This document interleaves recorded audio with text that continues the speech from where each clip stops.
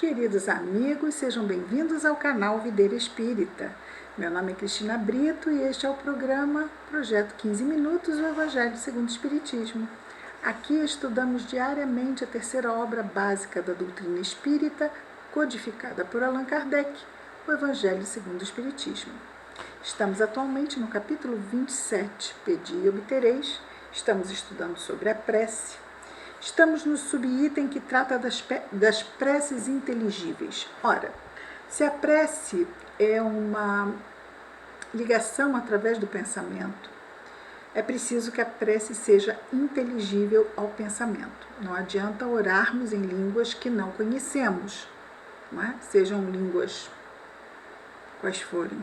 Se não conhecemos, não adianta orarmos nesta língua, porque não vai dizer o pensamento, né? Estamos transmitindo o quê? Palavras numa língua que desconhecemos, não há pensamento nenhum sendo transmitido. E é isto, vamos então ao item 17, quando Kardec nos diz: a prece não tem valor senão pelo pensamento ao qual se liga. Ora, é impossível ligar um pensamento ao que não se compreende, porque o que não se compreende não toca o coração. Para a imensa maioria, as preces numa língua incompreendida não são senão um conjunto de palavras que nada dizem ao espírito. Para que a prece toque, é preciso que cada palavra revele uma ideia. E se não é compreendida, não pode revelar ideia nenhuma. Repetem-na como uma simples fórmula que tem mais ou menos virtude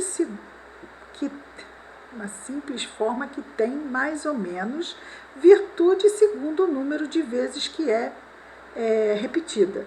Não é? Gente, ficou entendido isso aqui? Repetem-na como uma simples fórmula que tem mais ou menos virtude segundo o número de vezes que é repetida. Ah, sim, por causa daquela questão de ficar repetindo a mesma prece muitas e muitas e muitas vezes, não é? Temos isso, né? Não no movimento espírita, mas tem pessoas que oram assim, não é? Repetem. Repetem-na como uma simples forma que tem mais ou menos virtude segundo o número de vezes que é repetida. No entendimento dessas pessoas, a força passa por aí. Muitos oram por dever, oram porque têm que orar. Alguns mesmo por hábito. Por isso se creem quites quando disseram uma prece. Ah, bom, eu tenho que fazer... Ih, esqueci de fazer a prece hoje. Ah, pronto, já fiz a prece. Eu estava lá? Eu me envolvi? Meu pensamento estava ali? Ou foi puramente mecânico? Por isso se crê em quites quando disseram uma prece, um número determinado de vezes, né, só naquela ordem.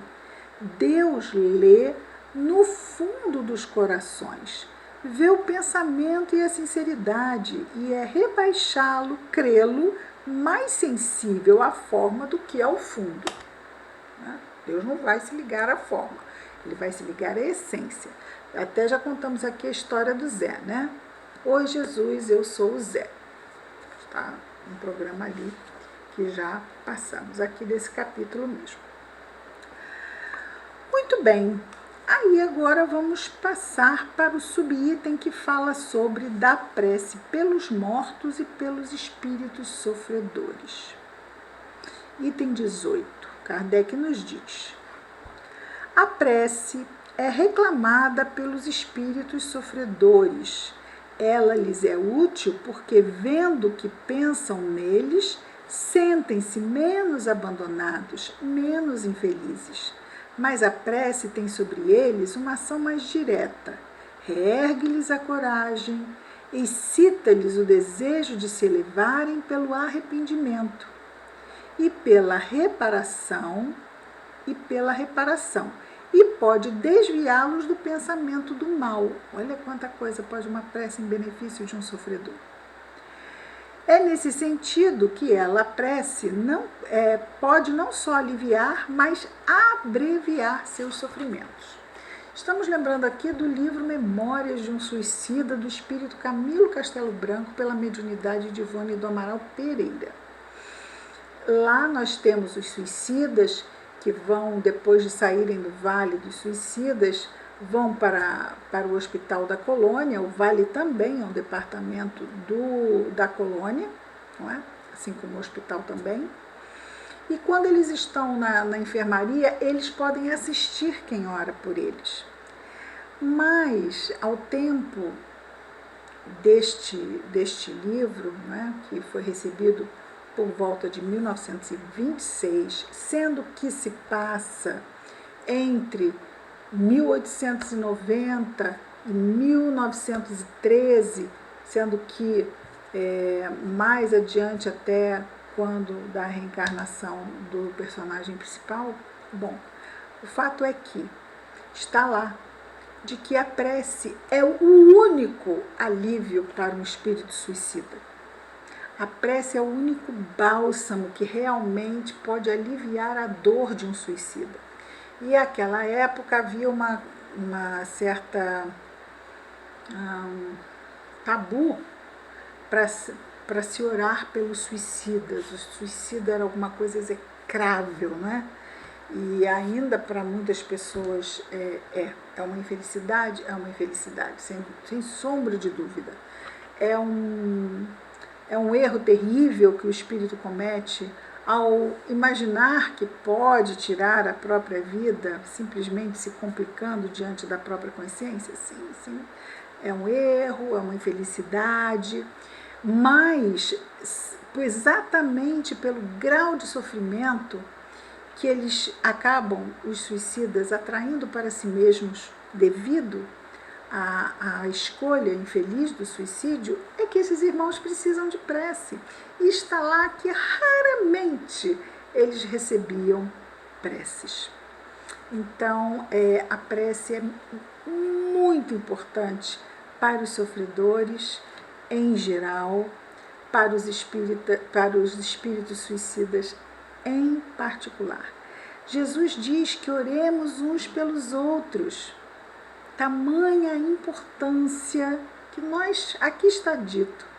Mas nós vamos lendo, vamos entendendo, mas não temos ainda uma visão mais aprofundada, um sentido mais real do que realmente exatamente acontece nos procedimentos, dos passos, nos processo que envolve a prece, ou os processos que a prece envolve. Muita coisa. Todos para nos beneficiar, todos os processos, todos os passos do processo, todo o contexto do processo visa o benefício, porque a prece é um recurso de benefício, um recurso iluminado, um recurso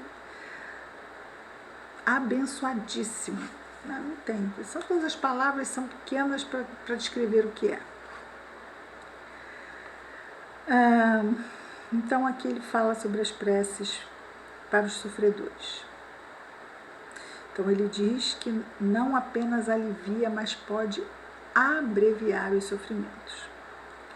No item 19, Kardec nos diz: certas pessoas não admitem a prece pelos mortos, porque na sua crença não há para a alma senão duas alternativas: ser salva ou ser condenada às penas eternas. E no outro caso, a prece é inútil. A pessoa está salva, vou orar para quê? Né? Já está salva, não precisa de prece. E a pessoa está na danação eterna, lá no inferno, para todo sempre. Também a prece não vai adiantar para nada. Ignorância. Né? O que faz a ignorância. É difícil. Ainda bem que nós temos a doutrina espírita, né? E continua Kardec dizendo: sem discutir o valor dessa crença, quer dizer, ele não entra no mérito de falar se é certo, se é errado, de acreditar nisso, ele não está entrando nesse mérito. Admitamos por um instante a realidade das penas eternas e irremissíveis. Assim, vamos imaginar, tá? A pessoa está lá na danação eterna, para sempre no inferno. Imaginemos. Admitamos isso. E que as nossas preces sejam impotentes para lhes pôr um final, para lhes pôr um termo. Perguntamos se nessa hipótese é lógico, caridoso e cristão rejeitar a prece pelos condenados. Tá, na danação eterna. Então, o que pode uma prece? Uma gota para aliviá-lo no seu sofrimento, como se fosse uma gota de água fresca no meio daquele sofrimento todo, dentro da alegoria que seja o inferno? Não valeria a pena? Não pode tirá-lo de lá, mas pode aliviar e abrandar as suas dores. Seria caridoso, né? É o que Kardec nos faz pensar. É lógico, caridoso e cristão rejeitar a prece pelos condenados? Essas preces, por impotentes que sejam para os livrar, não são para eles um sinal de piedade que pode dulcificar o seu sofrimento? Sobre a terra, quando um homem é condenado perpetuamente, no caso mesmo que ele não tenha nenhuma esperança de obter a graça de ser libertado, é proibido a uma pessoa caridosa ir sustentar suas correntes para lhe aliviar o peso? Quando alguém está, ou seja, os condenados à prisão perpétua recebem visitas, inclusive visitas do padre também, podem participar, né, de algumas atividades em termos mesmo de não estão ali numa solitária eternamente, né, estão presos, estão numa penitenciária, mas vão ter a sua, vamos chamar assim, uma rotina, não é? Digna, minimamente digna, porque estar preso a vida inteira é uma questão complicada, embora seja um resultado natural dentro das leis de determinados países ainda, não é? A César o que é de César, disse Jesus.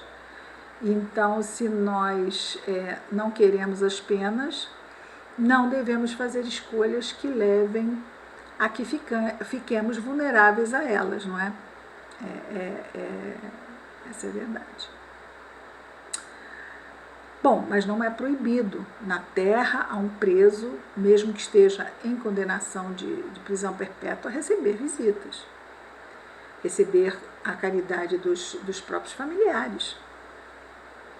Quando alguém está atacado de um mal incurável, porque não oferece nenhuma esperança de cura, é preciso abandoná-lo sem nenhum alívio?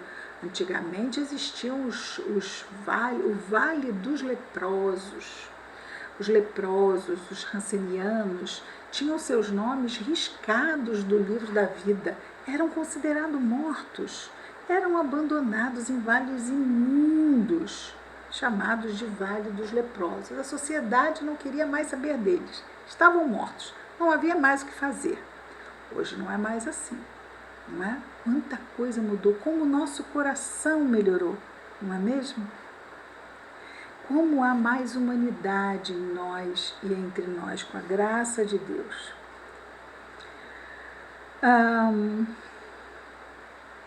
Hoje em dia, as pessoas que têm a questão mesmo de diagnósticos de doenças incuráveis e entram num estado mais adiantado dessas doenças, elas são entregues a cuidados paliativos. Veja, a medicina avançou nesse sentido. Não podemos curar, vão morrer, mas vão morrer com o maior conforto possível, com o maior bem-estar possível, com o melhor acompanhamento possível. Essa é agora, graças a Deus também, muito divulgado, dos cuidados paliativos. Kardec continua.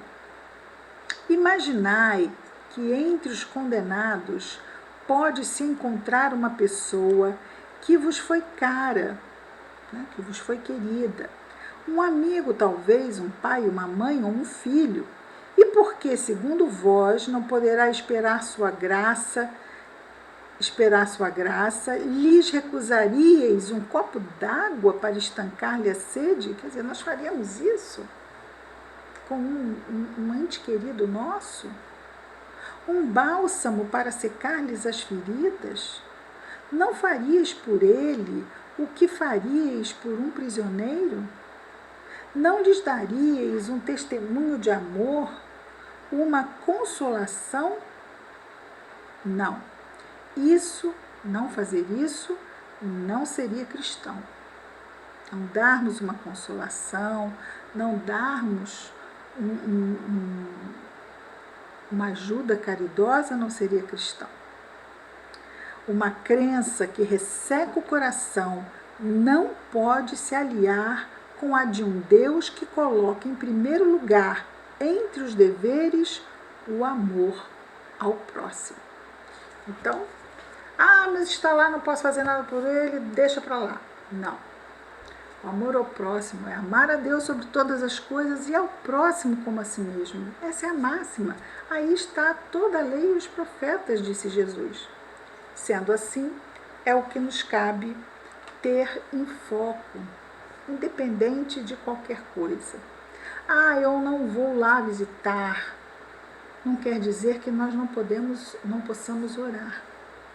Às vezes, pessoas que nos são desconhecidas e ficamos sabendo que estão em condições de dificuldade mesmo nesse sentido, seja na saúde física, seja na questão moral, quando prisioneiro mesmo, é difícil.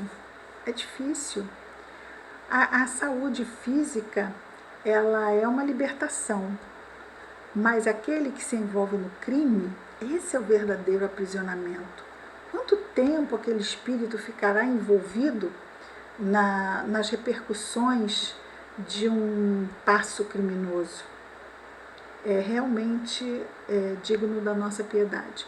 Embora nós saibamos como muitas vezes é difícil encontrar esse sentimento em nós e estendermos a esses companheiros.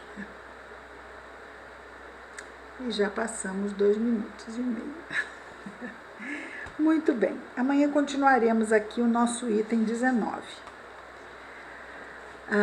do nosso projeto 15 minutos, o Evangelho segundo o Espiritismo. Que Jesus nos abençoe. Muita paz.